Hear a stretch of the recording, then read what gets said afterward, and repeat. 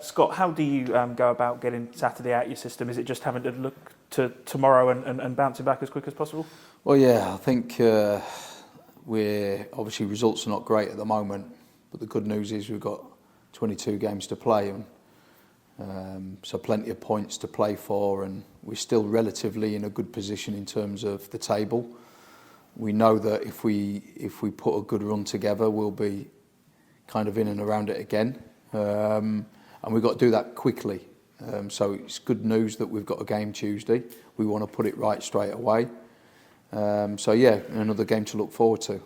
How do you go about it? I mean, do you try and hit reset? Do you tell everybody in the dressing room, okay, forget everything that's happened in the last 6-8 weeks or whatever it is, and look again, or do you have to kind of dwell on what you've learned over the last few games? I think we have to get the blend right. I think there is a mixture of both. I think we have to probably move on from it, but also we need to learn from it, so we need to debrief it slightly. I think the biggest learning for me would be we need to improve the mentality to win a game of football and to run and to do everything possible for the badge, for the club, for the fans. And, you know, I look at Walsall, a prime example of that. Would I change any of my players for any of theirs? No. But I potentially would change the mentality.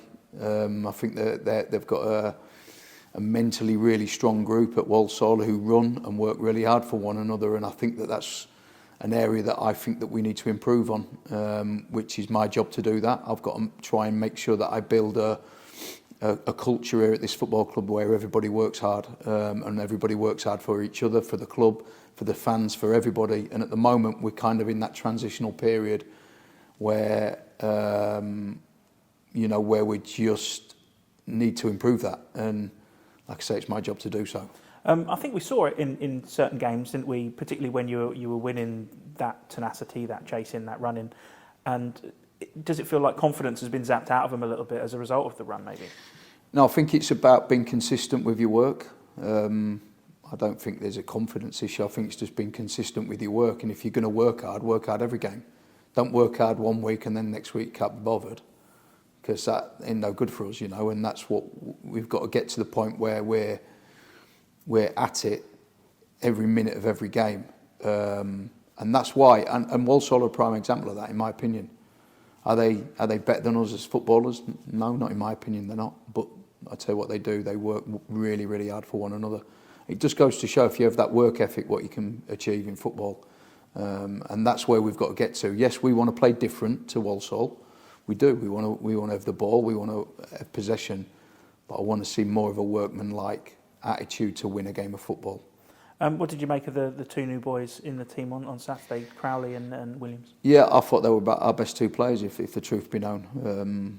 You know, I think that we probably brought Jay off sooner than we would like to, because he'd got booked and we had to be careful of that. But I thought he marshalled that midfield brilliantly. He won his tackles, won his headers. Put himself about from minute one, didn't he? Minute one, crashed into a tackle, but also was very, very comfortable and very keen to get on the ball and make us play as well. I think he probably gets... I don't think he gets labelled as a good footballer because of his aggressive nature, the way he plays. In actual fact, he's a really good footballer.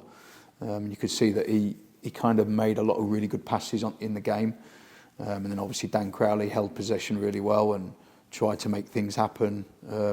Got kicked from every single player from Walsall. That is what it is. But yeah, I thought they were our best two players, if the truth be known. And particularly with Jay, I mean, from the off, he was turning around, barking orders at his teammates. He's, you know, seems to have settled into the fold. Really something we've not got. We've not got voices as much as I'd like. You know, there's a lot of individuals out there, and we need to become a team really well. And the way you become a team is by having people on the pitch who are willing to bark orders and willing to go the extra mile or extra inch even to win a game. And Jay certainly got that about him, you know. And I think that will make us more connected as a team. And people will start to look up to him and think that that's how we should play as a team, and that's how we should be as individuals. Fleetwood then, a team that are kind of in indifferent form, much like yourselves at the moment. Yeah, they are. Obviously, a new manager in Pete Wild, who's a good manager as well. Had a really good result on Saturday. against Salford, who are obviously a good side. We know ourselves because we played not so many weeks back, who were really strong and physical, and they found themselves 2-0 up after 11 minutes. Crazy start to the game. But yeah, again, another tough game for us. And a long way to go. We're finally getting one of these long distance away games under the belt. How does an away day work on a Tuesday night for you guys? Well, it just does. We just prepare as we normally would. We'll train today. We'll get on the coach today, travel up. Tonight we'll have meetings and food. The players will get to bed, and tomorrow morning we'll have breakfast to go out for a walk. We'll have another meeting. Then they'll have a little bit of downtime in the afternoon. We'll get together again around 4 o'clock, 4:30. They'll do an activation session, a lot of stretching and foam rolling and stuff like that. Then they'll have some more food, and then on to the game really. So yeah, it's just about filling that space while we're in the hotel to make sure that they're not kind of just sitting around. There will be a couple of hours downtime for them in the afternoon, and then we go and attack the game.